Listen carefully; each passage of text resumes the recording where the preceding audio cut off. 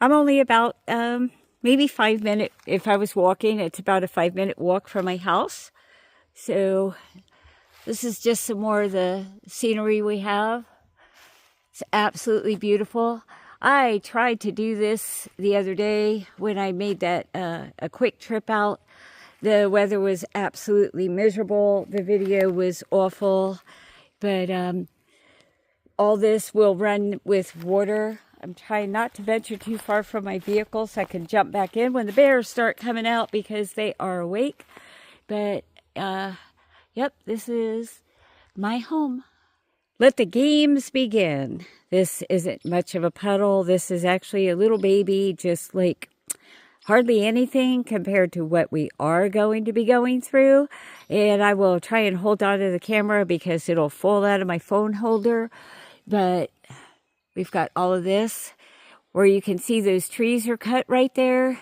There was a mudslide that came through, knocked all of that down, and the road was completely blocked with a ton of mud. They had to come with a bucket, a tractor with a bucket, I guess, blade or whatever, and help get us out. And it took probably about 4 days to get it cleared enough so we could get out, although I don't really like going out. So I was perfectly content being home, but a lot of it landed down there. At the time, it's not bad now, but at the time it was just mud and debris and down trees, and there were rocks. And it actually reminded me something of the dinosaur era. It was such a muddy mess, but this is some more of my home. So, but this is the beginning of the adventure, the baby mud hole. It's just beautiful. There's a light breeze blowing, some birds singing. So, this is home. This is home. I've never been happier. This is home, and now I have my dress caught in the briars. So, that's it for this. Killer Hill. It doesn't look like much of a slope, but it is. You know, going down isn't that bad, but coming up can be pretty hairy, especially if it's wet, icy, snowy, muddy. And our day started out like this yesterday, and then we ended up with severe thunderstorms, intense thunder and lightning, and a crap load of hail, and then a lot more rain on top. So it doesn't look quite muddy, but if it's wet and it doesn't dry out, it'll be quite interesting coming up. There have been many times we couldn't make it up this hill. We would get almost to the top, to like right about here, right before you crest, and you hit that level spot, and we couldn't get any further. And we would have to break out the come along and come along ourselves and our vehicle back up this hill. So here we go. Okay, it's going to start getting a little bumpy. And we do have a 3-inch lift and oversized tires on our vehicle. And we have busted out. We have changed sway bar links, control arms, the shocks, struts, and replaced 4 oil pans. So, but this is so much fun, and it's especially fun when you're trying to bring home eggs and bananas or anything that may be breakable. But that was one rough spot, so I'm going to drive a little bit more and then bring you back. Just a little more fun stuff. I tell you, Disney World or any of the fairs with roller coasters have nothing on this. And if you forget to close your windows, your vehicle will get a mud bath and you'll get a mud bath. And so, yeah, it's just really fun. Okay, I'm going to explain this section. Okay. So we're going to go down this little slope, and where it's really muddy right there, that has an underground spring. We have dumped tons of rocks, gravel, just everything you can think of to try and make it passable to drive through. We get stuck in there a lot, even with the lift, the good tires, the whole thing. And this is another section that we have gotten so stuck in that mud that we have had to come along the vehicle out again. It actually, when we first got here 26 years ago, it looked like craters. It was so bad. We actually named it Bosnia and Herzegovina because it had looked like somebody had dropped bombs in it. So let's get back in and drive through this. Okay, here we go. Hold on. I'm trying to do this one-handed on the steering wheel and one hand on the phone is pretty interesting. So let's go. So basically, whoa, we have 3 miles to get to the blacktop, and there's about 2 miles that consist of rough road, 2.5, and the other half is not quite as bad, but still interesting. So made it through that one. I've got one other one coming up over here. Oh, yeah, it's fun. It really is. Okay, let's make it. This is another one that you can get stuck in. Okay, made it through that one. I'm up here and it kind of loops around. So I'm up here and I'm going to end up down there. That's where the road will continue. But it's gorgeous. It's absolutely beautiful. I love my home and I'm definitely on alert for the sound of the bears and for their scent also. Okay, we're going to be coming up to a bridge that we had to make to be able to get out. We had a flood come through probably about 7-8 years ago, I think, and it actually washed out 2 huge sections of our road. The holes were extremely deep. One of them, I'm 5 foot nothing, and one of them was if I stood in it, it was mid-thigh, and the one we're coming up to right now was like mid-calf. So we were trapped back here for, not trapped, I love being back here, so I wouldn't say trapped, but we had no road for about 6 weeks. So let me show you the bridge we built. So this is the bridge we built. They call it like corduroy. It's just logs laid across and there's some rebar, and the water does flow here year round. It's clear, icy cold, and underneath the bridge it's actually quite deep. It flows here, it drops down, and when this part of the road washed out, this is where I stood. Excuse me. This is where I stood, and it was mid-calf, a little bit more than mid-calf. And ironically, the bear loves this. The bear likes to come out here, enjoy the water, and pull up the logs, searching for grubs. So usually, every time we come in and out, we stop to check and make sure our bridge is intact, because I don't want to get stuck. But again, this is home, and this is a really gnarly, viney bush right here, but this is home. Okay, let's drive over the bridge.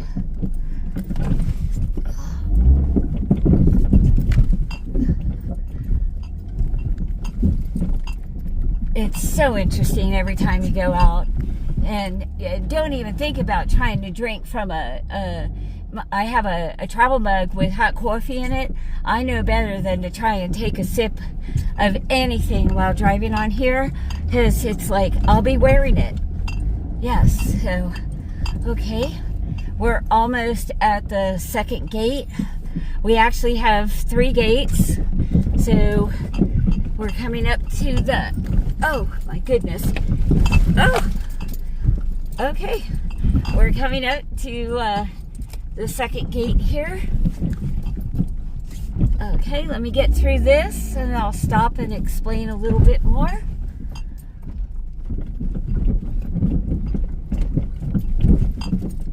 Oh my goodness. Okay. Whew. So this is what I've just driven through.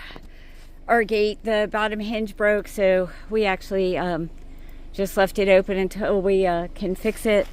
But up there, up there was the road I was on when I pointed down, and now we're down here. So this is where we're at now. We have tons of these huge boulders right outside my back, where the garden is, our garden. We have tons and tons of these boulders. So, but this is it. This is another tree that had fallen across the road. I had gone out and everything was fine, and I came home and I saw this guy across the road, and I was all dressed up because I had an appointment. So I just slipped off the dress, was in my slip, put my hiking boots on, threw my hair up, pulled out the chainsaw, and I heard the phone ring, and I had taken a break, and I heard the phone ringing, and my husband's like, "Where are you?" And I was like, "Well, I was so close, but there's some trees are down." He's like, "Do you need help?" I'm like, "Nope, I'm good, and I got it, and I was able to cut this." So thank you, United States Army, for all the training that I went through when I was in my 20s. I appreciate it. So we do carry a chainsaw with us at all times. It is a battery-powered Greenworks, not sponsored, 16-inch battery-powered Greenworks. And again, not sponsored, and we absolutely love this saw. It's lightweight, it's a 16-inch. I can handle it without a problem. And the best part is we both suffer with migraines, so we don't have the smell of gas. So we just carry a chainsaw and a come along at all times. But, yep, home. Bear damage. Yogi, Cindy, and all the baby boo-boos are out and about. So, bear damage. Lots of scratching, sharpening those claws. Oh yes, bears. Just another one of the beautiful large boulders that we have. I wonder if this is what Fred Flintstone had to deal with. Yes, I'm that old. I really like the Flintstones. So this is actually a smallish one. They are much bigger. There's a lot of underground springs, and they'll run year round. And then with the snow melt and rain, they really flow. But this is just, it's beautiful. I can't honestly say I miss a lot from the city. Maybe the big libraries. I do miss the library, and I miss the museums. But I love this. I feel so comfortable and so at home here. I absolutely love this. This is what I find absolutely beautiful, stunning. These boulders, they came from, a glacier or something. These mountains are ancient, and these boulders, look at these guys. They're absolutely beautiful. They remind me so much of the Jurassic period, dinosaurs, all of that.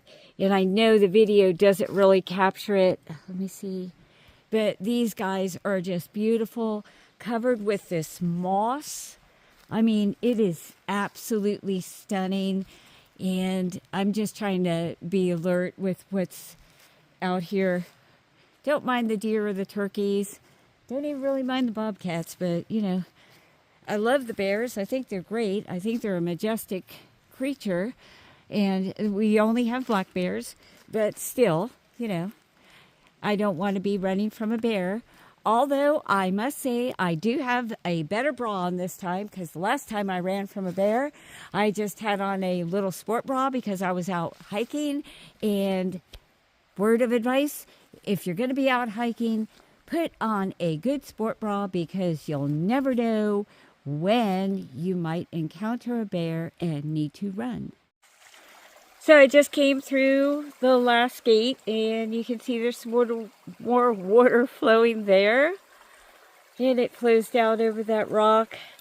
and we'll keep going, and it meanders, and this will actually connect with the bit of water I showed you from the bridge we built. So this will actually connect with that, and it will keep flowing down. So this is home. I know I keep saying that a lot, but this is home, and I just love it. It's like a sanctuary. It's peaceful. You feel safe. You just, these trees are huge. You know, the giant rocks, the giant trees, these mountains. It's just, you really can't describe it.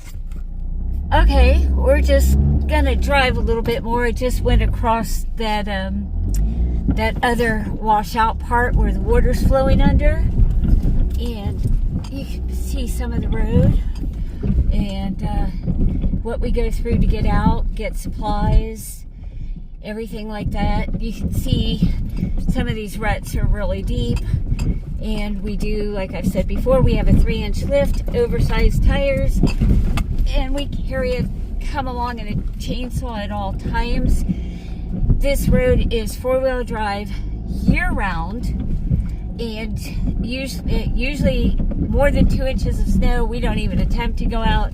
If it's rained steadily for more than 2 days, we won't attempt to go out because there's parts of it that are clay, and they become very slick, and then the mud, it's not worth damaging your vehicle for, and it's a lot of work, especially when you have got to get stuck and you have to come along out. Ooh, Pit of Despair. Remember Princess Bride and the Pit of Despair? Okay, our kids, when they were little, the 2 youngest ones, they are now, going to be 36 and 39, I think. I haven't had my coffee yet, or enough coffee. But anyway, we used to get stuck in here all the time. It was like quicksand. I mean, if you stood in it, you would just sink. If you had muck boots on, it would just basically suck the boot right off your foot. So the kids started calling it Pit of Despair. And this side right here is really, really bad. That is just, you don't have enough space to ride on.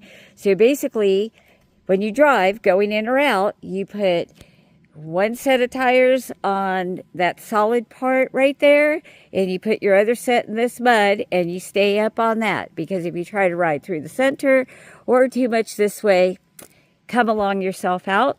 So this is the Pit of Despair, thanks to my children.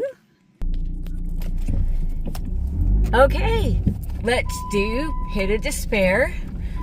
And I've got to come along over enough on the side so that I get the driver's side up on the solid so I can get through without getting stuck. And we're just going to go up this little bit of an incline here. The mountains are gorgeous. I love the mountains. I'm drawn to mountains. My dad's ancestors, family, his grandma and his mom, they came from the Highlands of Scotland, and that's where his ancestors are from. So they've traced his roots back. So I think that's why I love these mountains and these giant boulders. Why I feel like they're home. I feel like they're part of me. They're in my, hang on. These rocks, these boulders, these mountains, the trees, it's in my blood, my DNA. It's home. It just screams home to me. And somebody has a hunting cabin down there. They come out, I want to say once a year for like a weekend around Thanksgiving, and that's it. Never seen them before, ever. Not even sure if they actually exist. Hey, let's drive a little bit more. I hope everybody's having a wonderful day. I hope you are enjoying this little tour through my forest. it really makes you, if you're going out, you want to remember to get everything you need to do, because you really don't want to get partway home and go, I think I forgot something, because that's not gonna work. Okay, we're going up to something called Marlboro ruts. The guy who made these ruts considered himself, he fancied himself the Marlboro man, complete with hat, big belt buckle, boots, his Marlboro cigarette, and his little two-wheel drive car. I don't know why anybody would want to come down here in a two-wheel drive car, but anyway, he made some ruts, and coming home isn't as bad, but going out, you're going up the incline. The rut as you're going out on the driver's side is extremely deep, and when it's wet and muddy, it pulls you into that, and then you have to try and back up and get out and back up and get out, and it's really bad after it rains. So let's see if we can get out without falling in the rut. Oh, come on, come on, come on. And yeah, sometimes you drive a little sideways, but the main thing is to not get caught in the rut. And oh my gosh, we made it. So the road isn't very wide, and it's nothing like coming out one day and you're driving along and it's like, oh shit, this huge guy, and he is huge, goes all the way down there. He uprooted after a storm, got real close. You can see where the tire goes here and where he uprooted. So yeah, it's real interesting. Oh, and there's a deer running back there. Usually where there's one, there's many. Let's see. Don't know where he went, but there's one. But yeah, so the road was pretty narrow to begin with. I wear a size 6 shoe, and from where the tires are placed, from the driver's side is 1, 2, 3, 4, 5, 6, 7, 8. From tire tread to tire tread is 8 of my size 6 shoes. So, but he's a majestic tree. But yeah, you never know what you're going to find when you go out. I could come home today and who knows what I'll find. But here's some more home. It's always so comforting when you drive under trees that are just kind of braced up there, and every time you go underneath it, whether going out or coming home, you're like, oh good, he's still standing. Doesn't look like he's moved any, and you just scoot underneath it really quick. You can see there's been a little bit of a slide here. The soil and everything, it's breaking down. We had an ice storm this winter. I think everybody got ice. And then a few years ago, we had a severe ice storm. And there's another one of those comforting things to drive under. And my husband said, it gives the road character, honey. And I should have known better. We've been married 41 years and counting. And I should have known. He took me to Disney World for our honeymoon. And he said, honey, life will never be boring. I promise you'll never be bored. It'll always be exciting, excuse me. So I live in a forest, off-grid, with bears and miles from people. But I can honestly say it's always been exciting. It's never been boring. And the marriage is still going strong. But seriously, if you go to Disney World on your honeymoon, that should let you know what the marriage is going to be like. And I'm just about to the blacktop.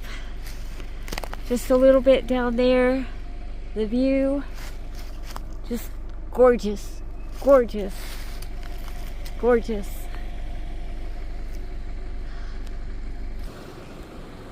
Some more of what's breaking down. And the more it slides down, the less of a lane we get to drive on. So, but yeah, and when these are fully leafed out, It is something to see. It is absolutely gorgeous when all these trees are leafed out. It is stunning. And I've made it. My feet are on the pavement. I've made it. So this is where I would start to drive home. And yes, there is no rear bumper, because when we bought this, we were doing fine. Got stuck 3 times on the road trying to go home. That's when we realized these little tires that came on this Jeep wasn't going to work. So we actually had to take the bumper off just so we could finish driving home, because so the bumper is stored in the shed. We haven't had the bumper on since we bought it, and that's when we realized we needed to put a lift on it and oversized tires. So yep, but that's the trail that leads to my home, and I hope you enjoyed this little video. I can definitely say I am not in Brooklyn anymore. This trip took me about 45 minutes because I did stop to do some filming, and I was just enjoying the sounds of the birds too. So, but on average, it takes 30 to 45 minutes. If I didn't stop to film today, it probably would have taken about 30 minutes. But I did stop to do some film, but I am on the blacktop, and I will start heading out to drive the rest of the way to go get some shopping. Thanks so much for stopping by, everybody. I really hope you enjoy my video, the views of my home, and where I live, what I showed you, and get a kick out of the road, what we have to do to just get some groceries. Bye, everybody. Thanks.